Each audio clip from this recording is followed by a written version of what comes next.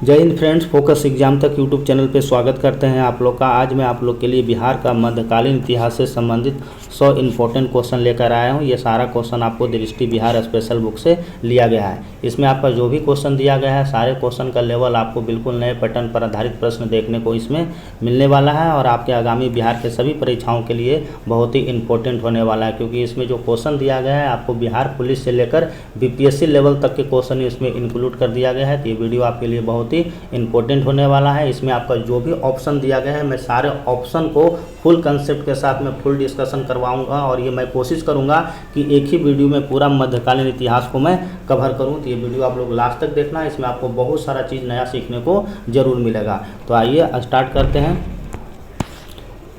देखिए, इसमें जो आपका दिया गया है, आज हम कवर करेंगे मध्यकालीन बिहार के इतिहास को। इससे पहले मेरे दोस्त मैंने ऑलरेडी एंसेंट बिहार का कवर कर दिया हूं, तो जो वीडियो नहीं देखे होंगे वीडियो देख लेना। आपको उसके लिए अलग से प्लेलिस्ट भी बना दिया गया है, तो ये सारा वीडियो आपको प्लेलिस्ट पे देखने को मिल जाएगा, वहाँ आप वीडियो देख सकते हैं। देखिए, पहला नंबर क्वेश्चन जो कर रहा है मेरे दोस्त, कह रहा है गोपाल संस्थापक था।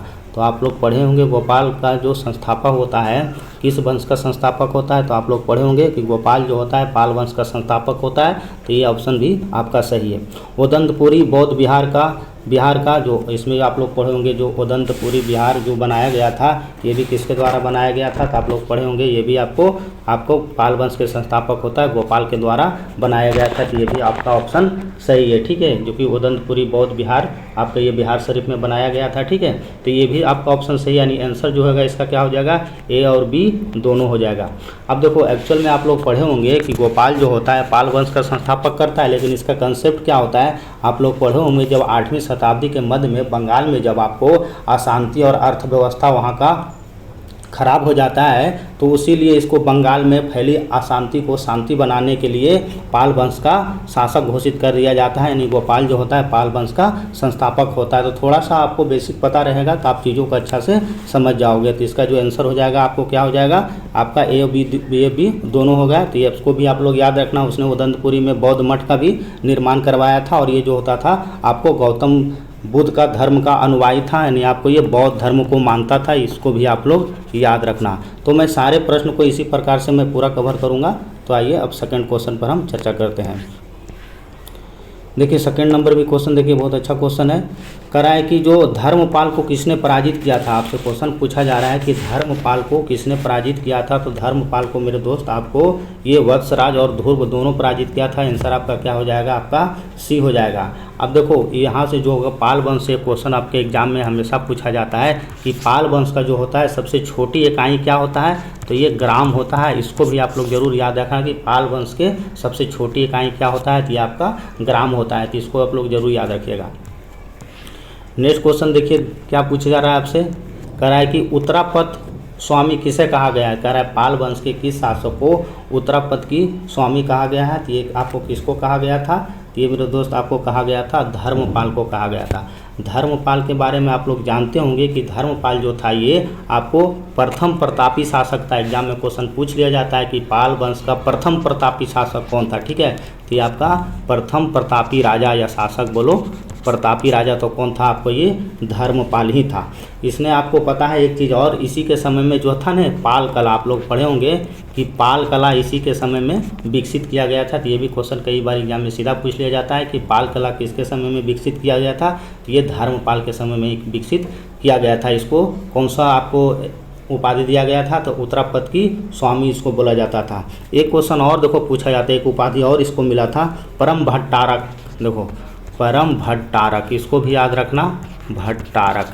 कई बार ये भी क्वेश्चन पूछ लिया जाता है कि परम भट्टारक का उपाधि किसको मिला था, तो ये आपको धर्मपाल को ही दिया गया था। एक उपाधि और, इसको परमेश्वर भी कहा गया है। आप लोग अगर डीप में पढ़े होंगे तो इसको आपको धर्मपाल को परमेश्वर का भी उपाधि दिया गया था। यानी उत्तरापथ स्वामी हो गया, परम भट्टारक हो गया और आपका परमेश्वर, तीनों उपाधि आप लोग याद रखना। और इसी के समय में पाल कला भी विकसित किया गया था। तो इसका आंसर क्या हो जाएगा, आपका सी हो जाएगा। तो ये सारा उपाधि याद रखना। मुझे एक उपाधि और याद आ रहा है, परम सौगात। हाँ देखो, एक और उपाधि इसको दिया गया था, परम सौगात। तो ये 4 उपाधि आप लोग याद रखना, एक परम सौगात हो गया, एक परम भट्टारक हो गया, और एक आपका उत्तरापद स्वामी हो गया, और एक चीज़ और मैं बताया था आपको परमेश्वर हो गया। तो ये चारों उपाधि किसको दिया गया था? ये धर्मपाल को दिया गया था। धर्मपाल आपके बारे में पहले ही बता दिया हूँ। धर्मपाल जो होता है ये प्रथम प्रतापी राजा होता है पाल वंश का। तो यहाँ से क्वेश्चन आपके एग्जाम में भर भर के पूछा जाता है, ठीक है। देखो मेरे भाई, नेक्स्ट क्वेश्चन कर रहा है कि विक्रमशिला महाविहार की स्थापना किसके द्वारा किया गया था। ये भी क्वेश्चन आपके एग्जाम में बहुत बार पूछा जाता है। तो ये विक्रमशिला महाविहार जो कि आपको बिहार के भागलपुर में आपको देखने को मिलता है। कहाँ देखने को मिलता है? बिहार के भागलपुर जिला में आपको देखने को मिलता है। तो ये किसके द्वारा करवाया गया था? तो ये में भी सबको पता होगा कि आपको विक्रमशिला महाविहार की स्थापना ये धर्मपाल के द्वारा करवाया गया था, जो कि बिहार के आपको भागलपुर जिला में देखने को मिलेगा। एक चीज़ और करवाया था, सोम विहार का भी निर्माण किसके द्वारा किया गया था? ये भी पूछ लेता है, ठीक है। सोम महाविहार बोलो। सोम महाविहार का भी स्थापना किसके द्वारा करवाया गया था? तो ये आपको धर्मपाल के द्वारा करवाया गया था, ठीक है। तो ये जो आपकी सोम महाविहार है ना, ये वर्तमान में भी आपको बांग्लादेश में देखने को मिलता है। कहाँ देखने को मिलता है? आपको ये बांग्लादेश में देखने को मिलता है, ठीक है। सोम महाविहार आपको कहाँ है? तो आपको बांग्लादेश में देखने को मिलता है। तो ये आपका क्लियर हो गया। इसने बहुत आपको विक्रमशिला विश्वविद्यालय का स्थापना किसने कराया था? धर्मपाल में करवाया था। ये कहाँ है? आपको भागलपुर में। बाद में आता है बख्तियार खिलजी, इसको भी इसमें आग लगा दिया जाता है, यानी ध्वस्त कर दिया जाता है। तो ये भी क्वेश्चन आपके लिए इंपॉर्टेंट है। नालंदा विश्वविद्यालय के बारे में आप लोग जानते होंगे। कुमारगुप्त प्रथम उसको नालंदा विश्वविद्यालय का स्थापना करता है। उसमें भी आपको जो होता है तुर्की का शासक बख्तियार खिलजी, उसमें आग लगा दिया जाता है। तो ये भी क्वेश्चन कई बार आपके एग्जाम में वेरी करते रहता है। देखिए 5वां नंबर क्वेश्चन है, किस पाल शासक ने वीरदेव को नालंदा महाविहार का अध्यक्ष नियुक्त किया गया था? यानी आपसे पूछा जा रहा है किस पाल शासक ने वीरदेव को नालंदा महाविहार का अध्यक्ष नियुक्त किया गया था? तो आपका ये देवपाल को नियुक्त किया गया था। आंसर आप क्या हो जाएगा? आपको ए हो जाएगा।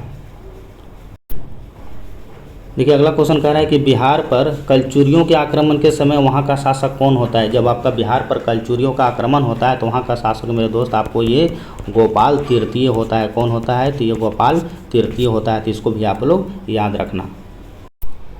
देखो मेरे भाई, नेक्स्ट क्वेश्चन है, कहता है त्रिकोणात्मक संघर्ष में कौन सा शामिल था? ये क्वेश्चन कई बार आपके एग्जाम में पूछा गया है, ठीक है, कि त्रिकोणात्मक संघर्ष में कौन कौन सा शामिल था? तो आपका इसमें पाल शासक शामिल था, राष्ट्रकूट था, और आपका ये प्रतिहार था। तो आंसर क्या हो जाएगा? उपरोक्त में से आपको एक से अधिक हो जाएगा, ठीक है। तो ये तीनों याद रखना, इसमें सेन वंश आपका नहीं होता। ये क्वेश्चन बार बार आपके एग्जाम में पूछा जाता है। देखिए अगला क्वेश्चन है, विक्रमशिला विश्वविद्यालय का संबंध है। तो आपको मैं बता चुका हूँ ऑलरेडी विक्रमशिला विश्वविद्यालय के संबंध में। तो यहाँ पूछा जा रहा है विक्रमशिला विश्वविद्यालय का संबंध आपको किससे है? तो ये आपका वज्रयान शाखा से है। अब देखो यहाँ से जो आपको क्वेश्चन पाल वंश खत्म हो जाता है, यहाँ से आपके बाद आपको पाल वंश से क्वेश्चन नहीं मिलेगा। तो एक तो आप लोग याद रखना कि पाल वंश का अंतिम शासक कौन होता है? तो ये रामपाल को याद रखना, कई बार ये भी पूछ लिया जाता है। रामपाल जो होता है आपको पाल वंश का अंतिम शासक होता है। तो ये आपको पता होना चाहिए। इसके द्वारा एक फेमस पुस्तक लिखा गया था जो एग्जाम में पूछ लिया जाता है। तो ये रामपाल चरित्र है, रामपाल चरित्र। तो इसको भी आप लोग याद रखना कि पाल वंश का अंतिम शासक कौन था? रामपाल था, जिसने रामपाल चरित्र पुस्तक लिखा था। तो इसको आप लोग जरूर याद रखना। एक क्वेश्चन देखो और पूछा जाता है पाल वंश से, जो देवपाल जो था, एक शासक होता है देवपाल, पढ़े होंगे। देवपाल के समय में पता है कौन आता है? अरब यात्री सुलेमान आता है। तो कई बार ना क्वेश्चन ये भी पूछ लिया जाता है, ठीक है। अरब यात्री सुलेमान किसके समय में आता है? तो आपको देवपाल के समय में आता है। एक शासक होता है माहीपाल, ठीक है, माहीपाल। तो माहीपाल से देखो एक क्वेश्चन पूछा जाता है। माहीपाल को जो होता है ना, माहीपाल को पाल वंश का दूसरा संस्थापक माना जाता है। किसका माना जाता है? माहीपाल को पाल वंश का दूसरा संस्थापक जाना जाता है। तो इसको भी आप लोग याद रखिएगा, ठीक है। तो पाल वंश से बिहार में बहुत सारा क्वेश्चन पूछा जाता है। तो पहला मैं बता दिया था, इसका गोपाल संस्थापक होता है। धर्मपाल जो होता है आपको इसको वास्तविक संस्थापक भी बोल सकते हो, यानी आपका धर्मपाल जो होता है सबसे योग्य शासक होता है, इसीलिए इसको प्रथम प्रतापी राजा बोला गया है। अगला शासक होता है देवपाल होता है। देवपाल के बारे में मैं बता दिया, इसके समय में सुलेमान आता है, ये फेमस है, ठीक है। और अगला शासक माहीपाल होता है। माहीपाल जो होता है पाल वंश का दूसरा संस्थापक होता है, और रामपाल होता है इस वंश का अंतिम शासक इसको माना जाता है, ठीक है। तो ये सारे फैक्ट था, ये सारा मैं आपको बता दिया हूँ, इसको आप लोग जरूर याद रखें। देखिए अगला क्वेश्चन है, कर्नाट वंश का संस्थापक। कर्नाट वंश का जो संस्थापक होता है ये नान्यदेव को बोला जाता है, और इसी के समय में ना मिथिला जो होता है स्वर्ण काल कहलाता है, ठीक है। ये भी क्वेश्चन कई बार आपके एग्जाम में पूछ लिया जाता है, ठीक है। तो ये नान्य देव के समय में जो होता है मिथिला का एरिया आपको स्वर्ण काल कहलाता है मेडावल के समय में। तो ये भी क्वेश्चन कई बार आपके एग्जाम में सीधा सीधा पूछ लिया जाता है। अगला क्वेश्चन देखिए क्या करा है 11वीं शताब्दी में मिथिला की राजधानी स्थित है। मिथिला की राजधानी आपको 11वीं शताब्दी में कहाँ देखने को मिलता था, तो ये आपको ये नेपाल में देखने को मिलता है। प्रसिद्ध पुस्तक सरस्वती हृदय अलंकार की रचना किसके द्वारा किया गया था, तो ये जो किसके द्वारा किया गया था, ये आपको नान्य देव के द्वारा कर गया था। आपका आंसर बी हो जाएगा। देखिए अगला क्वेश्चन कह रहा है कि सुक्तिकर्ण मृत पुस्तक के रचनाकार थे, तो ये श्रीधर दास था। इसका आंसर ए हो जाएगा। बख्तियार खिलजी के समय मिथिला का नरेश कौन था, देखिए इंपॉर्टेंट क्वेश्चन है ये। कह रहा है बख्तियार खिलजी के समय मिथिला का शासक कौन था, यानी मिथिला का नरेश कौन था, तो ये आपका नरसिंह देव था। और इसके बारे में जानते होंगे कि बख्तियार खिलजी जो था आपको बिहार पर आक्रमण करने वाला प्रथम मुस्लिम था। तो ये भी आप लोग को याद रखना, ठीक है, प्रथम मुस्लिम। तो इसको आप लोग याद रखना, बख्तियार खिलजी जो कि आपको बिहार पर आक्रमण करने वाला प्रथम मुस्लिम शासक होता है। अगला क्वेश्चन देखिए क्या कर रहा है कि तिरहुत पर मुसलमानों के आक्रमण के समय मिथिला का राजा कौन था, तो जो समय मिथिला का राजा जो होता है रामसिंह देव होता है। तो आंसर आपका बी हो जाएगा। सदा सया क्या होता है, देखिए आपसे पूछा जा रहा है मेडावल के परिपेक्ष में कि सदा सया क्या होता था उस समय पे, तो ये जो होता है ना अमरकोश का टीका है ये, ठीक है। तो अमरकोश का जो पुस्तक है उसको आप लोग पढ़ना, वहाँ से भी क्वेश्चन पूछ लिया जाता है। धर्म स्वामी कौन था, तो ये धर्म स्वामी आप लोग पढ़े होंगे। ये जो धर्म स्वामी होता है ये आपको तिब्बत का बौद्ध यात्री होता है। देखिए अगला क्वेश्चन है किस मिथिला शासक ने अलाउद्दीन खिलजी की मदद किया था, तो आपको अलाउद्दीन खिलजी का मदद किसने किया था, तो ये आपका शक्ति सिंह के द्वारा किया गया था। अलाउद्दीन खिलजी को द्वितीय सिकंदर कहा जाता है, यानी सिकंदर सानी इसको कहा जाता है। 18 नंबर क्वेश्चन देखते हैं। कह रहा है कर्नाट वंश का अंतिम शासक पूछा जा रहा है आपसे। देखो कोई भी वंश होता है प्रथम शासक और अंतिम शासक का जानना बहुत ही इंपॉर्टेंट होता है। तो कर्नाट वंश का अंतिम शासक कौन होता है, आपका ये हरि सिंह होता है। अगला क्वेश्चन देखते हैं। देखिए अगला क्वेश्चन है राजनीति रत्नाकार और वर्ण रत्नाकार के रचयिता निम्नलिखित में से कौन थे, तो इसका जो आंसर हो जाएगा आपको सी हो जाएगा, चंडेश्वर ठाकुर और आपका ज्योतिश्वर ठाकुर हो जाएगा, ठीक है। देखिए यहाँ दिखने रहा होगा आपका चंदेश्वर ठाकुर और आपका ज्योतिश्वर ठाकुर हो जाएगा। आंसर आपका क्या हो जाएगा, सी हो जाएगा। मैथिल कोकिला किसे कहा जाता है, कोकिल किसे कहा जाता है, ये भी कई बार आप लोग पढ़े होंगे कि ठीक है बिहार के परिप्रेक्ष्य में मैथिल कोकिल किसे कहा जाता है, तो ये आपको विद्यापति को कहा जाता है। ये क्वेश्चन बहुत इंपॉर्टेंट है बिहार स्पेशल के एग्जाम के लिए, ठीक है। स्वर कोकिला लता मंगेशकर हो गया, ये सब तो आपको पता ही होगा, ठीक है। हाँ ये दोनों पुस्तक बहुत इंपॉर्टेंट है, बहुत बार पूछा गया है, ठीक है। कृति लता और कृति पटाका की रचना किसके द्वारा किया गया था, तो ये आपको जो आपको विद्यापति के द्वारा ही किया गया था। देखिए आपसे पूछा जा रहा है कि विद्यापति किसके दरबारी कवि थे, तो जो विद्यापति जो होते हैं ये आपको शिव सिंह के दरबारी कवि होते हैं। देखिए 12वीं सदी में मिथिला और पंचायती राज व्यवस्था के अंतर्गत न्याय करने वाला शासक कौन था, तो ये आपको गंग देव होता है। आंसर आपका सी हो जाएगा।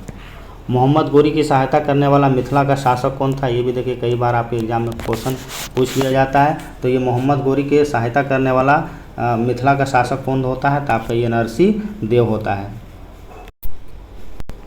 देखिए अगला क्वेश्चन है तैमुरलंग ने भारत पर कब आक्रमण किया था, बहुत फेमस क्वेश्चन है। 1398 ईस्वी में आपको तैमुरलंग जो होता है भारत पर आक्रमण करता है।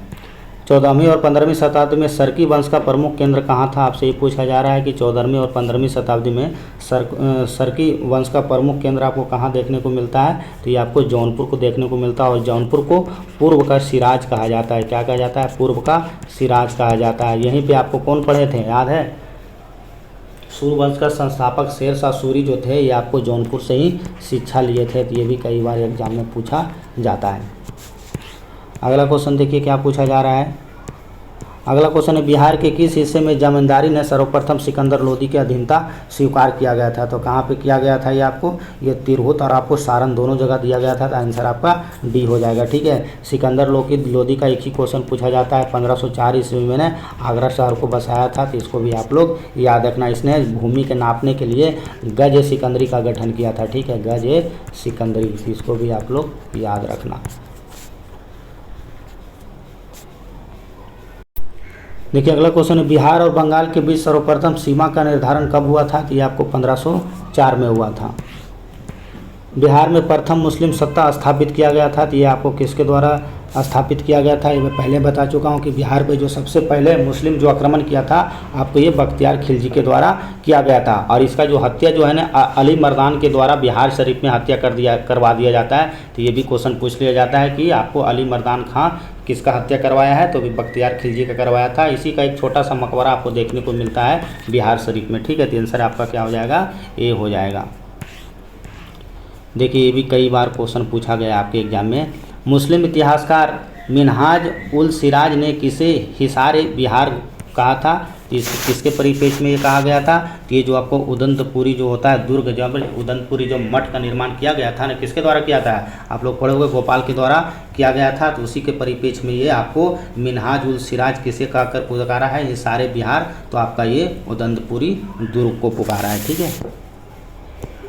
तक्षशिला दुर्ग तो आप लोग को पता ही होगा, पाकिस्तान में है, जो कि राजा दक्ष इसका निर्माण करवाया था। अगला करो, नालंदा बिहार को किसने क्षति पहुंचाया था, तो ये तो सबको पता होगा। नालंदा जो है आपका बिहार के राजगीर जिला में यानी नालंदा के पास देखने को मिलता है। और इसका जो स्थापन किया गया था तो कुमार गुप्त के फर्स्ट के द्वारा करवाया गया था, लेकिन इसको क्षति पहुँचाया था बख्तियार खिलजी, इसमें आग लगा दिया था, ठीक है।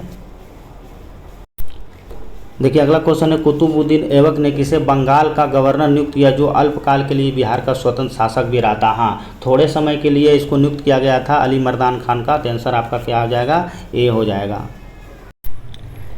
देखिए अगला क्वेश्चन है, सर्वप्रथम किसने बिहार और बंगाल को पृथक किया था, तो ये किसके द्वारा किया गया था, सैफुद्दीन ऐबक के द्वारा किया गया था। आप देखो इल्तुतमिश के बारे में जानते होंगे कि इसको दिल्ली सल्तनत का रियल फाउंडर बोला जाता है, वास्तविक संस्थापक बोला जाता है। कुतुब मीनार का कार्य पूर्ण करने का श्रेय किसको जाता है, तो ये आपका इल्तुतमिश को ही जाता है। कुतुबुद्दीन ऐबक से देखो बहुत सारा क्वेश्चन पूछा जाता है। इसको आपको पील बख्श कहा गया है, ठीक है, पील बख्श कहा गया है, लाख बख्श कहा गया है, ठीक है। और इसको हातिम द्वितीय भी बोला गया है, ठीक है, हातिम द्वितीय भी इसको आप लोग याद रखना, ठीक है। तो ये सारे उपाधि है जिसको आपको इसको कुतुबुद्दीन ऐबक को दिया गया था। और कुतुबुद्दीन ऐबक के बारे में पढ़े होंगे कि इसने आपको नींव रखा था कुतुब मीनार का, जो कि आपको दिल्ली के आपको ये महरौली में देखने को मिलता है, ठीक है। तो ये सब आपको याद होना चाहिए, कॉमन क्वेश्चन है, वैसे सबको पता ही होगा। देखिए नेक्स्ट क्वेश्चन है कि बाराहरी अभिलेख बिहार में कहाँ देखने को मिलता है, तो ये आपको बिहार शरीफ में देखने को मिलता है।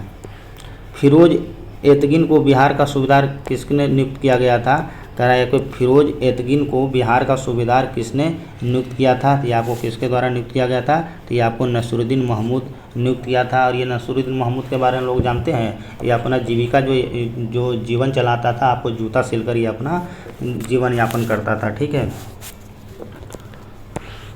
अगला क्वेश्चन देखिए, भारत में आपका पूछा जा रहा है कि भारत में मुगल वंश का नींव किसके द्वारा रखा गया था, तो आप लोग पढ़े होंगे कि आपका जो होता है बाबर के द्वारा जो आपका मुगल वंश का नींव रखा जाता है, यानी भारत में मुगल वंश का स्थापना बाबर के द्वारा किया गया था। आप लोग पढ़े होंगे ना, ये लोधी वंश का अंतिम शासक कौन सा होता है जी, इब्राहिम लोधी।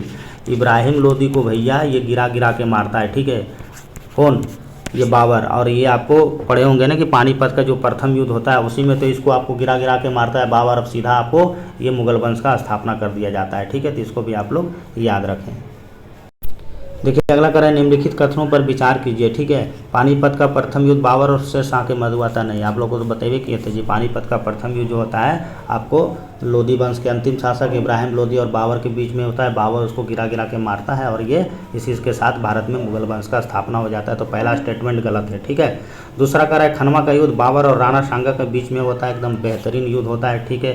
राणा सांगा जिसके आपको शरीर पे 16 घाव होता है, लेकिन फिर भी राजपुताना वाला वो आपको लड़ने की क्षमता होता है, ठीक है। तो यह स्टेटमेंट तो आपका बिल्कुल आपका सही है, ठीक है। घग्गर का युद्ध बाबर और अफगान के बीच होता है, ये गलत है आपका, ठीक है। और आपका बिलग्राम का युद्ध शेरशाह सूरी और हुमायूं के बीच में होता है, ये आपका सही, यानी जो आंसर होगा आपका क्या हो जाएगा, 2 और 4 हो जाएगा। देखिए अगला क्वेश्चन है, शेर शाह के बचपन का नाम क्या था, तो ये सब लोग पढ़े होंगे कि शेर शाह का बचपन का नाम क्या होता है, उसमें बताने की कोई ज़रूरत ही नहीं है, ठीक है। उसका आपका फरीद होता है। देखो भाई, शेर शाह सूरी से बहुत क्वेश्चन पूछा जाता है। भारत में सूर्यवंश का संस्थापक किसको बोला जाता है, तो ये आपका शेरशाह सूरी को ही बोला जाता है। इसने जब शासक बनता है तो ज़्यादा लंबा कार्यकाल नहीं होता है, 4 साल का ही कार्यकाल होता है, लेकिन भैया बिहार से लेकर दिल्ली तक राज करता है, ठीक है। बहुत क्वेश्चन पूछा जाता है, इसने आपको हजरत आला की उपाधि धारण किया था, ये भी आप लोग याद रखना कि शेर शाह सूरी के द्वारा हजरत आला की उपाधि धारण किया गया था। इसके समय में प्रशासनिक सुधार बेहतरीन आपको देखने को मिलेगा, आप लोग पढ़े होंगे। इसने आपको रोहतासगढ़ का किला भी बनवाया था, ठीक है, रोहतासगढ़ का किला बनवाया था। दिल्ली में भी आता है, शासन करता है। दिल्ली में पुराना किला, आप लोग कभी आइए दिल्ली तो घूमना जरूर, पुराना किला बगल में, वहीं आपको चिड़ियाघर भी देखने को मिलेगा, ठीक है। मैं तो आपको यहाँ हज़ारों बार गया हूँ यार, मैं तो यहीं रहता हूँ। आपका रोहतासगढ़ किला, इसने देखो भूमि पैमाइश बेहतरीन किया था। इसने भूमि में सुधार के लिए इसने रो प्रणाली को लेकर आया था और भूमि को आपको स्टैंडर्ड किया था, ठीक है। इसने नेशनल हाईवे का भी निर्माण करवाया था, ठीक है। तो ये सब आपको यहाँ से क्वेश्चन आपसे एग्जाम में सीधा सीधा पूछ लिया जाता है, ठीक है। क्वेश्चन तो देखो बहुत सारा है, लेकिन मुझे आपको सारा कवर करना है। चलिए अगला क्वेश्चन देखिए, किसे कहा जाता है कि मध्यकाल में भारत का सिराज के नाम से प्रसिद्ध है। देखो अभी मैं बताया था आपको, मध्यकाल में जो आपको भारत का सिराज किसको कहा जाता है, तो मेरे दोस्त आपको जौनपुर को कहा जाता है। और यही जौनपुर में जो होते हैं शेर शाह सूरी आपका शिक्षा ग्रहण करते हैं। बाद में ये बिहार का शासक यानी भारत में सूर्यवंश के स्थापना करते हैं, ठीक है। हसन खां और शेर शाह ने कहाँ पर जागीर प्रबंधन कार्य शुरू किया गया था, ये क्वेश्चन पूछा जा रहा है आपसे कि हसन खां ने शेर शाह को कहाँ पर जागीर का प्रबंधन कार्य सौंपा था। तो ये कहाँ पे सौंपा गया था, ये आपको सासाराम में सौंपा गया था। और एक चीज़ और, सासाराम में ही आपको पता होगा आपको शेर शाह सूरी का मकबरा है, तो यहाँ भी कभी आगे भ्रमण करते हैं तो ज़रूर इस मकबरा को आप लोग देखिए, बहुत ही बेहतरीन नुमाइश है, ठीक है, मध्यकाल का। देखिए अगला क्वेश्चन है, सूर्यवंश में जब्ती प्रणाली किसको संदर्भित करता है। तो सूर्यवंश में जो होता है ना, जब्ती प्रणाली एक प्रकार का आपको लगान का एक उत्तम व्यवस्था था। मैं आपको बता रहा हूँ कि शेर शाह सूरी के समय में ने आपको प्रशासनिक सुधार बहुत ही बेहतरीन किया गया था। तो ये आपको प्रशासनिक सुधार के लिए बहुत ही जाना जाता है शेर शाह सूरी। देखिए अगला क्वेश्चन है, शेर शाह को शेर खान की उपाधि किसने दिया था। तो ये आपको पढ़े होंगे बहार खान लोहानी के द्वारा दिया जाता है। देखो जैसा मैं इतिहास पढ़ा हूँ, मेरे अनुसार मैं जो बुक पढ़ा था उसमें बताया गया था, तो ये जब का उसका जो मोहम्मद शाह जब उसका बिहार का शासक होता है ना, तो अब जब मर जाता है तो इसको फिर आपको शासक घोषित करता है कि इसको शेर शाह सूरी को। और उसके ना दो पत्नियाँ होता। पहला जो होता है, देखो ये जान लो, थोड़ा सा कंसेप्ट है, जरूरी होना है। शेर शाह सूरी के देखो 2 पत्नी होता है। पहले कैसे होता है, पहला जो पत्नी होता है ना, दुद्दू मलिक होता है, दुद्दू बेगम पढ़े होंगे आप लोग, दुद्दू बेगम। और इसी का बहन एक होता है लाड मलिका। तो ये एक्चुअल में क्या होता है ना कि जब ये दुद्दू बेगम, तो ये जो उस समय बिहार का शासक कौन होता है, मोहम्मद शाह होता है, तो मर जाता है तो उससे आपका शादी होता है किससे, दुद्दू बेगम से, ठीक है। लेकिन बाद में ये जब कर लाड मलिका के भी इसके प्यार में पागल हो जाता है और लाड मलिका से भी शादी कर लेता है कौन, शेर शाह सूरी, ठीक है। अगर ये इसलिए इससे प्रेरित हो जाता है ना, जब ये लाड मलिका को छोड़ने जाता है ना आपका उसका घर, तो उसी में एक शेर मिलता है और हमला करता है वहाँ शेर शाह सूरी, और उस शेर को धड़ से अलग कर दिया जाता है। तो उसी के ये खुश हो जाती है इस घटना को देखकर, और ये लाड मलिका जो होती है शेर शाह सूरी पे प्यार कर लेती है, और इसी के कारण से ये आपको दुद्दू बेगम और लाड मलिका दोनों इसका आपका वाइफ है। तो यहाँ से भी क्वेश्चन पूछ लिया जाता है, ठीक है, तो इसको भी आप लोग याद रखना। चलिए तो आंसर हो गया बहार खान लोहानी, ठीक है। शेर शाह सूरी से बहुत क्वेश्चन पूछता है यार। बंगाल के सुल्तान नुसरत शाह और शेर शाह के बीच में भिड़ंत कब किया गया था, ये भी देखो कई बार पूछ लिया जाता है। तो भिड़ंत जो होता है आपको 1530 ईस्वी में होता है। और इसी के समय में स्थानीय दायित्व का सिद्धांत बहुत इंपॉर्टेंट है, ठीक है, बहुत बार इसको यूपीएससी और बीपीएससी पूछते रहता है। स्थानीय देखो जो मुझे याद आ जाता है मैं बता देता हूँ, ठीक है। स्थानीय दायित्व का सिद्धांत, ठीक है, स्थानीय दायित्व का सिद्धांत। स्थानीय दायित्व का सिद्धांत मतलब कहने का मतलब होता है ना रेस्ट फॉर्म। अगर आपका जैसे आप यहाँ से दिल्ली से आप बंगाल जा रहे हैं, बीच रास्ते में आपका मोबाइल चोरी हो गया या कोई चीज़ आपका गायब हो गया, तो उस समय शेर शाह सूरी के समय में जो भी आपका खोया पाया वस्तु था आपको वापस मिल जाता था। इसीलिए इसको प्रशासनिक सुधार का सिकंदर भी कहा जाता है, ठीक है, तो इसको आप लोग याद रखना। देखिए अगला क्वेश्चन, निम्नलिखित कथनों पर विचार कीजिए। देखिए हजरत आला, मैं आपको बताया था कि शेर शाह सूरी को हजरत आला कहा जाता है, ये भी कई बार आपके एग्जाम में पूछा जाता है। और शेर शाह सुल्तान आदिल, ये दोनों उपाधि आपको किसके द्वारा किसको मिला है, तो ये शेर शाह सूरी को ही मिला हुआ है। तो ये भी आप लोग को याद रखना। बचपन का नाम फरीद था, ये ऑलरेडी मैं बता ही दिया हूँ, ठीक है। देखिए आपको सही मिलान करना है, तो देखिए आपसे क्या पूछा जा रहा है, मिलान से क्वेश्चन दिया गया कि दीवाने आरिज, तो दीवाने आरिज जो होता है आप लोग पढ़े होंगे, ये सैन्य विभाग होता है, ठीक है। अच्छा, दूसरा जो होता है आपको ये आपका राजकीय आदेशों का लिपिबद्ध करना, तो ये आपको किस में देखने को मिलता है, तो ये आपको ये दीवाने इंसा में देखने को मिलता है। आंसर आपका क्या हो जाएगा, ये आपका 4 हो जाएगा, ठीक है। अगला जो देखिए आपका 3 का जो आपका सी हो जाएगा, ये आपका 2 का सी हो जाएगा, ये आपका दीवाने वरिष्ठ जो होता है ये आपको ये गुप्तचर विभाग होता है, ठीक है। और लास्ट आपका बच गया तो 1 का आपका क्या हो जाएगा, डी हो जाएगा, यानी विदेशी मंत्रालय का समरूपी कार्य जो है दीवाने रसायत के द्वारा किया जाता है। ये क्वेश्चन इंपॉर्टेंट है, यहाँ से क्वेश्चन आपके एग्जाम में पूछता है, ठीक है, संतुलित कालन से। देखिए अगला क्वेश्चन है, सूर्य काल में लोगों को नैतिक आचरणों पर नज़र रखने वाले अधिकारी को क्या कहा जाता है। बहुत इंपॉर्टेंट है, तो बीपीएससी लेवल का क्वेश्चन देखने को मिलता है। मैं बताया इसमें जो भी क्वेश्चन दिया गया, मैं जो भी करवाता हूँ ना, जो इंपॉर्टेंट होता है मैं वही चीज़ करवाता हूँ, फालतू टाइम पास नहीं करवाता हूँ, ठीक है। इसमें मैं पहले भी बताया था, इसमें जो क्वेश्चन मिलेगा आपको बिहार पुलिस से लेकर बीपीएससी लेवल तक का आपको क्वेश्चन देखने को मिलेगा, ठीक है। इससे पहले मैंने एंशिएंट भी कवर कर चुका हूँ, तो वीडियो एंशिएंट वाला भी आप लोग जरूर देख लेना। कह रहा है सूर्य काल में लोगों की नैतिक आचरणों की नज़र रखने वाले अधिकारी को क्या कहा जाता था, तो ये मुहतसिब कहा जाता है। आंसर आपका बी हो जाएगा। देखिए क्वेश्चन है, सूर्य काल में यानी शेरशाह सूरी के प्रशासन की सबसे छोटी इकाई क्या था, तो सबसे छोटी इकाई मेरे दोस्त आपका गांव था। देखिए ये भी क्वेश्चन इतना आसान नहीं है दोस्त, ठीक है। कह रहा है कि शेरशाह सूरी खुली अदालत के मुकदमे की सुनवाई किस दिन करता था। मैं आपको पहले ही बता चुका हूँ कि शेरशाह सूरी के समय में स्थानीय दायित्व का सिद्धांत चला था, प्रशासनिक सुधार बेहतरीन आपको देखने को मिला था, तो उसी समय शेरशाह सूरी अदालत के मुकदमे की सुनवाई आपको बुधवार के दिन करता था, ठीक है। शुक्रवार मत मार देना। हाँ, भूमापन के लिए सिकंदरी गज चलाने वाला किसने शुरू किया था। ये देखो ये भी क्वेश्चन अच्छा है। कह रहा है भूमापन के लिए सिकंदरी गज का चलन किसने प्रारंभ किया गया था, तो ये शेरशाह सूरी के समय में ही शुरू हुआ था, ठीक है। आपका ये आंसर आपका क्या हो जाएगा, सी हो जाएगा, ठीक है। सिकंदर लोदी के समय में भी हुआ था, तो ये लोदी वंश में आपको पढ़ाएंगे, उसमें भी आपको पता होगा, लेकिन यहाँ जो क्वेश्चन है ना, यहाँ आपका शेरशाह सूरी ही होगा। सिकंदर लोदी के समय में आपको गज सिकंदरी हुआ था, ठीक है। चलिए, सूर्य काल में किसानों के लिए लगान देने की कर क्या था। देखो ये सब क्वेश्चन सीधा सीधा पूछा जाता है बीपीएससी में। कह रहा है सूर्य काल में किसानों को लगान देने की दर जो था मेरे दोस्त, आपको ये उपज का 1/3 भाग होता था। देखिए अगला क्वेश्चन क्या कह रहा है, कह रहा है कि निम्नलिखित में से कौन सुमेलित नहीं है। अब देखो शेरशाह सूरी के समय में 3 प्रकार का सिक्का जारी किया गया था। ये भी क्वेश्चन कई बार आपके एग्जाम में सीधा सीधा पूछ लिया जाता था, ठीक है। तो शेरशाह सूरी के समय 3 प्रकार के करेंसी था आपका, जो था चलो मैं बता ही देता हूँ। एक जो था ना आपका दाम था, ठीक है। दाम जो होता था ना, ये आपका कॉपर का बना होता था। किसका बना होता था, ये कॉपर का बना था। एक था आपका रुपया जो था आपका ये चांदी का बना होता था, ठीक है। और एक था अशरफी जो होता था मेरे दोस्त आपके ये सोना का बना हुआ था। तो 3 प्रकार के सिक्का जारी किया गया था शेरशाह सूरी के द्वारा। ये कई बार आपके एग्जाम में क्वेश्चन पूछ लिया जाता है, ठीक है। मुद्रा अर्थव्यवस्था को भी इसने मजबूत किया था, तो ये भी आप लोग याद रखना। तो इसको आंसर हो जाएगा, कौन नहीं पूछा है, तो ये तांबा का पन इसके समय में नहीं था, ठीक है। तो इसको आप लोग याद रखना।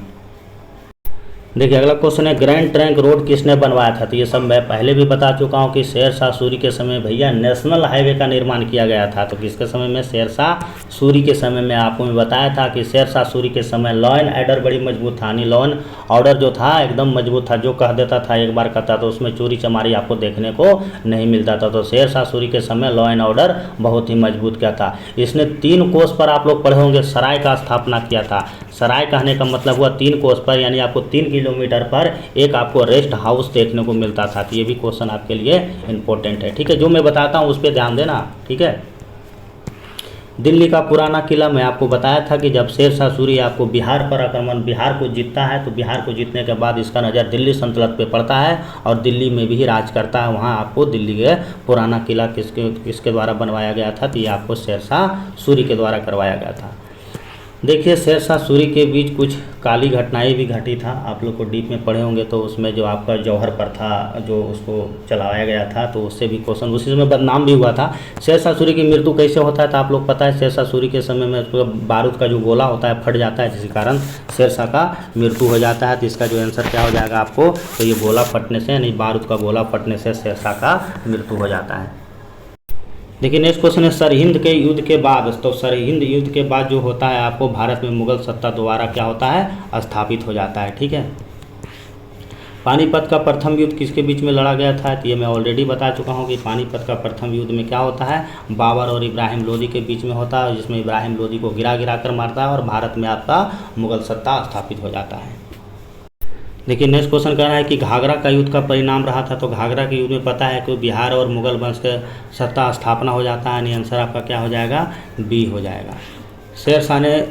शेरशाह ने पटना को बिहार की राजधानी कब बनाया था, ये भी आपको पता होना चाहिए कि शेरशाह सूरी जो होता है पटना को आपको बिहार की राजधानी बनाता है, तो ये आपका 1541 में बनाता है। बिहार को मुगल साम्राज्य में कब शामिल किया गया था, तो बिहार को मेरे दोस्त आपको मुगल साम्राज्य में कब शामिल किया गया था, तो ये आपको 1580 में शामिल किया गया था। निम्नलिखित में कौन सा बिहार के आपको सूबेदार थे, तो बिहार का जो सूबेदार होता है मेरे दोस्त, आपको निम्नलिखित में से कौन बिहार के सूबेदार थे, तो बिहार का सूबेदार तो उस समय आपको एक से ज़्यादा ऐसे आंसर हो जाएगा, ठीक है। आपका आंसर क्या हो जाएगा, ई हो जाएगा। मान सिंह ने बिहार में किस क्षेत्र में अपनी राजधानी बनाया था, तो मान सिंह के द्वारा जो बिहार में जो राजधानी बनाया जाता है आपको रोहतासगढ़ को बनाया जाता है। और रोहतासगढ़ का किला किसने बनवाया था, तो शेरशाह सूरी के द्वारा ही बनवाया गया था। देखिए अगला क्वेश्चन है, जहांगीर ने किसे बिहार का सूबेदार नियुक्त किया गया था, तो ये बाज बहादुर को नियुक्त करता है। और आपको जहांगीर आपको किसके लिए, तो न्याय की जंजीर के लिए जाना जाता है। किसके लिए जाना जाता है, न्याय का जंजीर। इसके समय में एक घंटी लगा दिया जाता था, जो भी न्याय करने के लिए आता था पहले घंटी बजाता था, उसके बाद भी उसका फरियाद सुना जाता है। तो न्याय का जंजीर भी है जहांगीर के द्वारा बनवाया गया था, ये भी पूछता है एग्जाम में यार। मुगल काल में कोखराह प्रसिद्ध क्षेत्र था। ये जो आपको मुगल काल में जो कोखराह जो था आपको ये कहाँ देखने को मिलता है, तो ये आपको यह हीरे का एक प्रकार का खान होता था, ठीक है, इसलिए फेमस है। मुगल काल के किस शासक को सूबेदार पद राजकुमारों के लिए आरक्षित कर दिया गया था, तो ये किसके लिए राजकुमारों के लिए आरक्षित कर दिया गया था, तो ये आपको जहांगीर के लिए आरक्षित कर दिया गया था। मध्यकाल में पटना का एक अन्य नाम भी देखने को मिलता है। तो मध्यकाल में आपको पता है मध्यकाल में पटना का एक अन्य नाम से जाना जाता है, तो आप लोग पढ़े होंगे अजीमाबाद में भी एक बार आप देख लेना। मुझे जहाँ तक याद होता है अजीमाबाद शहर मेरे ख्याल से औरंगजेब बसाया था या औरंगजेब का ही कोई फैमिली था, मैं कंफर्म नहीं बता रहा हूँ, मैं शायद औरंगजेब का कोई फैमिली होगा या औरंगजेब होगा, ठीक है। फर्रुखसियोर को घृणित कायर कहा जाता है, या आप लोग इतिहास में पढ़े होंगे। वह मुगल शासक का जन्म जो पटना में हुआ था, तो आप लोग पढ़े होंगे कि आपको वह मुगल शासक जिसका जन्म पटना में हुआ था, तो पटना में भी राज्याभिषेक भी किया था। ये भी बीपीएससी प्री में पूछा है, ठीक है, कि आपका ये फर्रुखसियर आंसर हो जाएगा। कितना बार आपके एग्जाम में पूछा गया, ठीक है। औरंगजेब इसको शाहे दरवेश बोला जाता है, ठीक है। जिंदा पीर भी कहा जाता है इसको, ठीक है। आलमगीर भी कहा जाता है, आलमगीर, जिंदा पीर, शाहे दरवेश, ठीक है। सब मृत्यु भंजक, सब मंदिर वंदिर तोड़ देता था ना, तो इसको भी आपको मूर्ति भंजक भी कहा जाता है। इसको सारे मैंने आपको बता दिया। देखिए अगला क्वेश्चन है, वह प्रथम मुगल शासक जिसका राज्याभिषेक पटना में हुआ। देखो अभी मैं जस्ट बताया था, तो आपको ये फर्रुखसियर का जो होता है आपको पटना में इसका राज्याभिषेक होता है, ये बीपीएससी पूछ चुका है, ठीक है। अकबर के समय में बिहार में परगनों की संख्या कितना था, ये देखो अच्छा क्वेश्चन है। अकबर के समय में बिहार में परगनों की संख्या 199 था। बिहार शब्द सर्वप्रथम उल्लेख मिलता है, देखो बिहार शब्द जो सर्वप्रथम उल्लेख आपको कहाँ देखने को मिलता है, ये आपको बौद्ध धर्म में देखने को मिलता है। बिहार का कौन सा हिस्सा वेदों में विदेह के नाम से जाना जाता है, तो वेदों में विदेह के नाम से आपको उत्तरी बिहार देखने को मिलता है। विद्यापति ने कृतिलता कृति पटाखा, ये आपको मैं बता चुका हूँ, कृतिलता कृति पटाखा की रचना कब किया था, ये आपसे पूछा जा रहा है, तो आपका 1309 में। ये देखिए आपसे क्या पूछा जा रहा है, कह रहा है कि निम्नलिखित में से कौन सा आपको सुमिलित है, ये आपसे पूछा जा रहा है कौन सा सुमिलित है, उसके रिगार्डिंग ये क्वेश्चन आपसे पूछा जा रहा है। तो अंगराज जो था उस समय में आपको पढ़ते होंगे कि आपको 16 महाजनपद होता है ना, 16 महाजनपदों में से बिहार में 3 महाजनपद होता है, और सबसे शक्तिशाली कौन होता है, तो ये मगध होता है, ठीक है। तो यही आपसे पूछा जा रहा है कि अंगराज में कौन कौन सा था, आपका भागलपुर, जमुई, बांका, मुंगेर, लखीसराय, शेखपुरा, मगध में पटना, नालंदा, गया, नवादा, औरंगजेब, अरवल, बिहार। ये तो सारा ठीक है यार, यानी आपका ये भी ठीक है, ये भी ठीक है, सही है ये। देखिए नेक्स्ट क्वेश्चन है, मगध की आरंभिक राजधानी, ये भी कितना बार क्वेश्चन पूछा गया है। तो मगध की आरंभिक राजधानी कौन सा होता है, आपका ये राजगिरी होता है। पाटलिपुत्रा को सुरक्षित करने के लिए लगभग इसके चारों तरफ किसने किलों का निर्माण करवाया था, तो ये किले का निर्माण किसके द्वारा किया गया था, ये आप लोग पढ़े होंगे अजातशत्रु के द्वारा करवाया गया था।